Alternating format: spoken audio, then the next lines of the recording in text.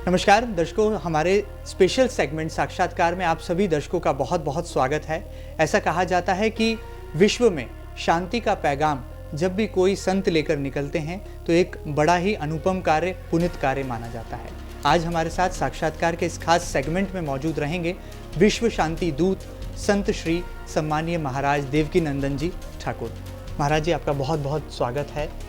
श्री राधे राधे।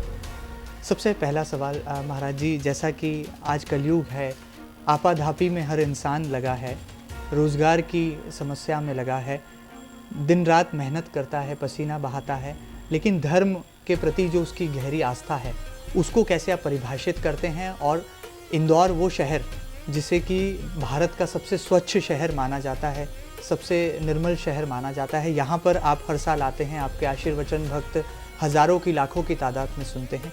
किस तरह से आप अपने भक्तों को विश्व शांति का पैगाम देंगे? देखिए, सबसे अच्छी बात तो ये है कि इंदौर बहुत क्लीन सिटी है और यहाँ के शहर को अवार्ड भी मिला है जी। और ये अच्छी बात है क्योंकि हर शहर अगर क्लीन हो, स्वच्छ हो जी, तो हमारे देश के लिए अच्छा है। बाहर हम लोग जाते हैं, उन देश शहरों की तारीफ़ करते हैं जी। अपने देश की, अपने शहरों की तारीफ़ करें तो ज़्यादा अच्छा है, और उसके लिए हम सबको प्रयास करना होगा। दूसरी बात, शांति साधनों से प्राप्त नहीं होती है जी, शांति साधना से प्राप्त होती है। गिव एंड टेक सिस्टम है, जब तक हम कुछ देंगे नहीं हमें कुछ मिलेगा नहीं जी। तो हमको क्या देना है? बोले हमें दूसरों को प्रसन्न करने की कोशिश करते रहना चाहिए। हमारे कर्म ऐसे होने चाहिए जिससे सामने वाला प्रसन्न हो सके, उसके मन को शांति मिले हमारे थ्रू। जब हमारे थ्रू शांति मिलेगी किसी को तो इसमें कोई संदेह नहीं कि हमें भी शांति मिलेगी परमात्मा के थ्रू जी। अगर हम साधनों से शांति पाना चाहते हैं तो मकान, दुकान, गाड़ी, बंगले आपके पास बड़े हो सकते हैं जी, लेकिन मन में शांति नहीं होगी। मन में शांति होगी सत्कर्मों से, परोपकार से, और मन में शांति होगी परमात्मा के ध्यान से, भजन से। जब हम भजन करेंगे, कथा श्रवण करेंगे तो डेफिनेटली हम लोग एक दिन शांति को प्राप्त कर सकेंगे, और वही हमारे मन का सच्चा सुख भी है। बिल्कुल महाराज जी, आज अध्यात्म का बड़ा गहरा महत्व है, और आज के युवाओं की यदि हम दिशा देखें तो सोशल मीडिया के ज़माने में, इस व्हाट्सएप फेसबुक की दुनिया में कहीं आज का नौजवान, कहीं आज का युवा भटक सा गया है। उसे सही राह, सही मार्ग दिखाने की ज़रूरत है, और आप जैसे संत श्री अपने मुखारविंद से, अपने श्रीमुख से जो धर्म की गंगा बहाते हैं तो युवाओं का मार्गदर्शन भी होता है। किस तरह से आपको लगता है कि इस कलयुग के युवा को सही दिशा देने की ज़रूरत है? देखिए, हम लोगों को कुछ भी नया करने की आवश्यकता नहीं है। हमारे यहाँ कहते हैं महाजना ये न गता सपन था। जिस मार्ग से हमारे पूर्वज गए हैं उसी मार्ग से हमको जाना है जी। अगर हम लोग नया मार्ग निर्माण करेंगे तो निर्माण में हमारा टाइम लगेगा। सेकेंडली, वो निर्माण हमारे आधुनिक युग का होगा जी, पुरातन समय का नहीं होगा, और वो निर्माण हमें उस मंजिल तक नहीं पहुँचा सकता जहाँ हमको जाना है। एक्चुअली आज का व्यक्ति कितना भी सोशल साइट्स पे जुड़ा हुआ हो, लेकिन अगर वो संस्कारों से जुड़ा हुआ है तो वो पथभ्रष्ट नहीं हो सकता।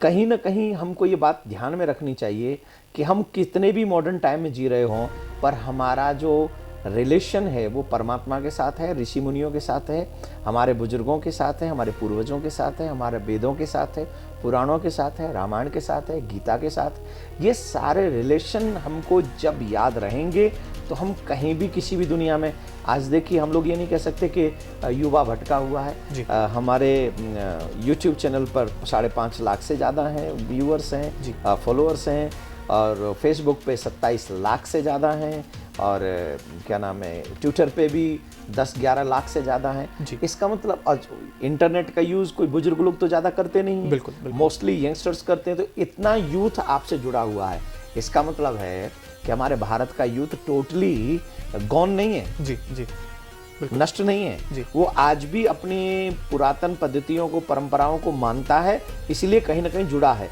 हाँ, भटकाव के रास्ते उसको मिल जाते हैं तो कहीं ना कहीं वो भटक जाता है, लेकिन कभी कभी बीच में जब कभी कोई सत्संग मिलता है, कोई सच्चे व्यक्ति का संग मिलता है, देन वो पुराने मार्ग पर चलता है और अपना कल्याण करता है। बिल्कुल महाराज श्री, श्रीमद् भगवद गीता का कितना महत्व है आज के हमारे इस युग के जीवन में, और अमेरिका वो देश है दुनिया का जहाँ की यूनिवर्सिटी ने श्रीमद् भगवद गीता को अपने सिलेबस में भी शामिल किया है, लेकिन भारत में कहीं कोई ऐसी अनिवार्यता या धर्म की शिक्षा को लेकर कोई सही मार्गदर्शन नज़र नहीं आता। ऐसे में आप क्या कहना चाहेंगे? ये इस देश का दुर्भाग्य जी। इसलिए मैं इसका दुर्भाग्य कह रहा हूँ क्योंकि हर चीज को वोटों से जोड़ देते हैं जी। और जब तक हर चीज वोट से जोड़ दी जाएगी तब तक देश का भला नहीं हो सकता। बिल्कुल बिल्कुल बिल्कुल। अब अमेरिका को कहना चाहिए मैं क्यों अपने में गीता इन्वॉल्व करूं, हम तो क्रिश्चियन कंट्री हैं जी। तो हमारे यहाँ गीता कैसे प्रभाव से, क्योंकि उन्होंने गीता को समझा है, उन्होंने गीता को समझा है कि गीता से बड़ा पुनीत ग्रंथ कोई है नहीं, इसलिए हमारे बच्चों को ये पढ़ाना चाहिए। तो वो नशे से दूर रहेंगे, वो माँ बाप की इज्जत करेंगे, वो कंट्री के प्रति वफादार रहेंगे, वो अपने आप के प्रति ईमानदार होंगे। हम अपने बच्चों को नहीं दे पा रहे हैं, हम लोग सिर्फ सिखा रहे हैं वो एजुकेशन, मॉडर्न एजुकेशन दे रहे हैं, जो मॉडर्न एजुकेशन हमें सिर्फ रोटी कमाना, पैसा कमाना और सिर्फ मकान दुकान बनाना सिखाती है, लेकिन ज़िंदगी जीना कैसे चाहिए ये गीता सिखाती है। अगर हमारे बच्चों को ज़िंदगी जीना सीखना आ गया, ज़िंदगी जीना आ गया, तो फिर शायद हमारे देश का सही माने में विकास होगा। और वो विकास शायद हमारे देश के पॉलिटिशियन लोग नहीं चाहते, तभी हमारे बच्चों को वो प्रॉपर वस्तु नहीं दे पा रहे हैं जो शायद विदेशियों ने शुरू कर दी। पहले हमारे देश में योगा स्वीकार नहीं था, वहाँ योगा हुआ, ये हमारे यहाँ योग था तब तक स्वीकार नहीं हुआ, जब योगा हो गया तो स्वीकार हो गया। अभी गीता स्वीकार नहीं है, जब विदेशों में गीता स्वीकार कर ली जाएगी तो फिर हम भी उनकी नकलची बंदर बनकर हम भी नकल करेंगे। तो ये नकल कब तक चलेगी ये हमको सोचना है और इंतज़ार करना है। लेकिन हमें अभी भी उम्मीद है कि हमारे देश के पॉलिटिशियन लोग देश के आने वाली नेक्स्ट जनरेशन को बर्बाद नहीं होने देंगे, उन्हें रामायण गीता जरूर पकड़ाएंगे उनके हाथ में, जिससे वो पढ़ सकें और आगे बढ़ सकें। महाराज जी, आपने राजनीति की बात कही है, ऐसे में मेरे जहन में एक सवाल आया है। हमारे देश में आज भी ऐसी विडंबना है कि प्रभु श्री राम ठाट के मंदिर में जो हैं विराजमान है, राम मंदिर का जो मुद्दा जिसके आधार पर कई राजनीतिक दलों की विचारधाराएं तय होती हैं, कई बड़े बड़े प्रदेशों के विधानसभा चुनाव के नतीजे उस मुद्दे पर टिके होते हैं। ऐसे में क्या लगता है, धर्म, साधु, संत, समाज क्या मानता है? क्या वाकई में सही मायनों में राम मंदिर निर्माण के सही प्रयास अब केंद्र की मोदी सरकार ने शुरू किए हैं? मेरा एक क्वेश्चन है आपसे जी। क्या राम अयोध्या में नहीं हुए थे? क्या ये बात हमें कोई जज बताएगा? जी। कोई वकील बताएगा?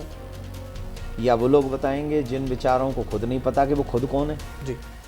जिनको अपना अस्तित्व नहीं पता हो, वो राम के अस्तित्व का प्रमाण पत्र हमको देंगे? जी। अयोध्या में राम मंदिर बनेगा कि नहीं बनेगा, ये मैं कोर्ट की अवहेलना नहीं कर रहा हूँ, मैं उनका बहुत सम्मान करता हूँ, लेकिन दुर्भाग्य देखो इस देश का। जी। क्या हम लोग मक्का मदीना जाने वाले लोगों से कह सकते हैं कि तुम मक्का मदीना तब जाओगे जब पहले कोर्ट डिसाइड करेगा?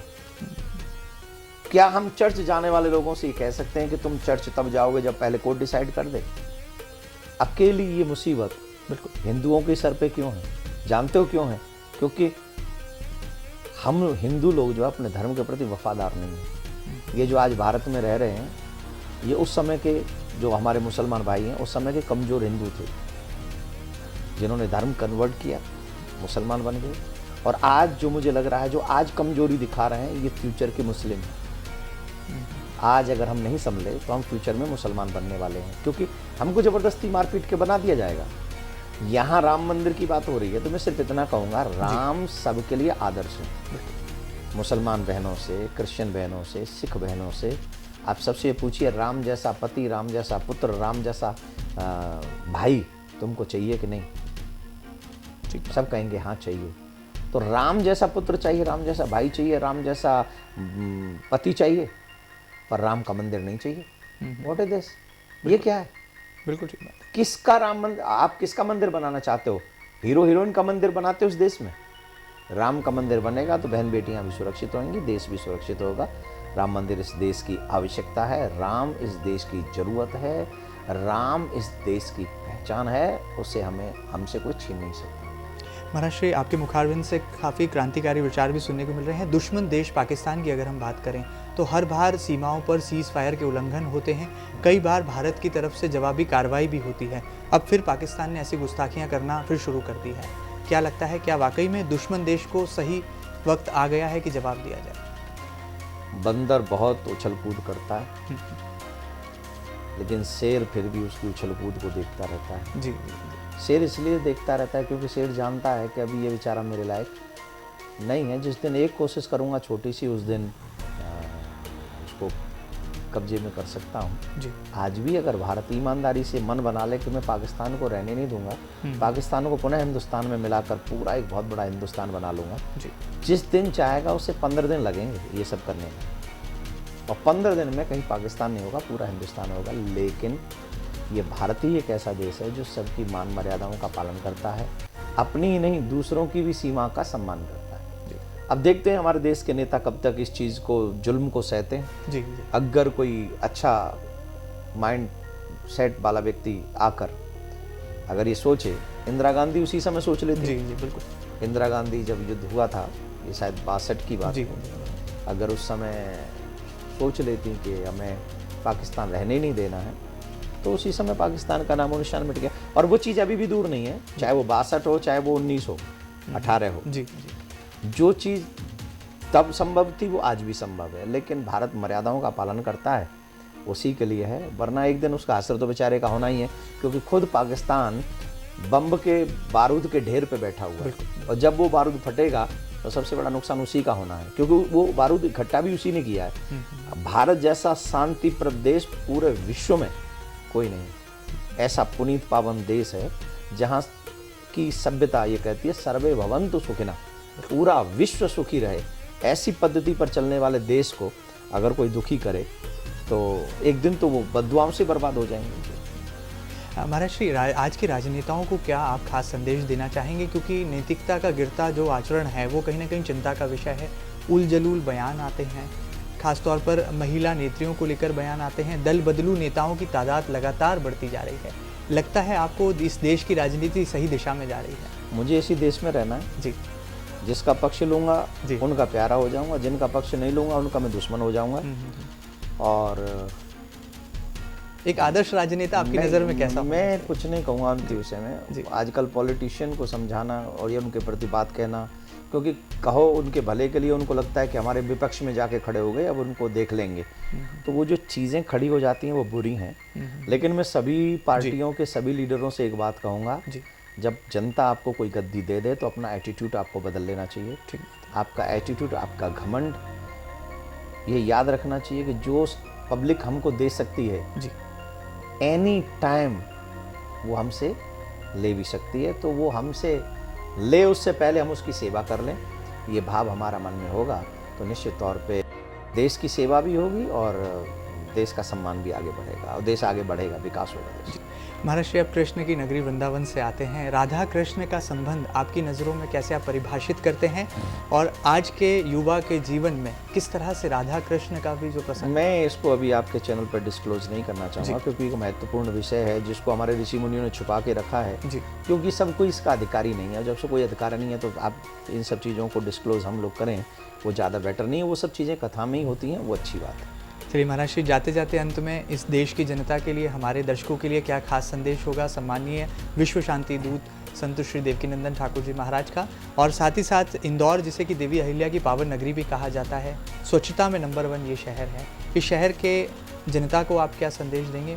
मैं एक ही बात कहूँगा कि हमारे भगवान जब जब भी आते, चाहे राम बन के चाहे कृष्ण बन के, धर्म की स्थापना करने के लिए आते हैं, धर्म को आगे बढ़ाने के लिए आते हैं, भक्तों को सुख देने के लिए आते हैं। एज ए उनके औलाद होने के नाते, उनकी संतान होने के नाते हमको एक काम करना चाहिए कि अपने धर्म को अगर हम आगे बढ़ाना चाहते हैं तो सबसे पहली बात बुजुर्गों से, कि अपने घर में ऐसा बीज बो के जाएं कि हमारे बाद भी ठाकुर जी की पूजा हमारे घरों में होती रहे, भक्ति होती रहे, आने वाले अतिथियों का सत्कार होता रहे, और हमारे बच्चे ऐसे हों जो बड़ों का आदर करने वाले हों। बच्चों से यही कहना चाहूँगा, जिस घर में बुजुर्गों की आंखों से आंसू बहते हैं उन घरों में कभी कोई सुख नहीं आता, उन घरों में कभी कोई शांति नहीं आती। इसलिए बड़े बच्चों को संस्कारी बनाएं और बच्चे अपने बड़ों का आदर करें, रिस्पेक्ट करें। अगर आप ऐसा करेंगे तो निश्चित तौर पर one day you will be happy, आप खुश रहेंगे, आनंद रहेंगे और आप जीवन में सक्सेस भी होंगे। It's my thinking, maybe I am wrong, but you think for a while कि आपके लिए अच्छा क्या है, आपके लिए बुरा क्या है। महाराज जी, हमें समय दिया और दर्शकों की बहुत सारी जिज्ञासाओं को शांत किया, इसके लिए बहुत बहुत हम आपको धन्यवाद ज्ञापित करते हैं। आपका धन्यवाद, आपके चैनल का बहुत धन्यवाद, आपके दर्शकों को बहुत धन्यवाद, धन्यवाद। तो ये थे संत श्री विश्व शांति दूत सम्मानीय श्री देवकीनंदन जी ठाकुर महाराज, जिनका साफ तौर पर कहना है कि संस्कार और शिष्टाचार की सीख आज के नौजवान को वो ज़रूर सिखाते रहेंगे और धर्म की गंगा इंदौर के बाणगंगा में लगातार इसी तरह से बहती रहेगी। फिलहाल हमारे इस खास सेगमेंट साक्षात्कार में इतना ही। अगली बार फिर मुलाकात करेंगे एक और जानी मानी हस्ती के साथ। तब तक दीजिए इजाज़त। नमस्कार।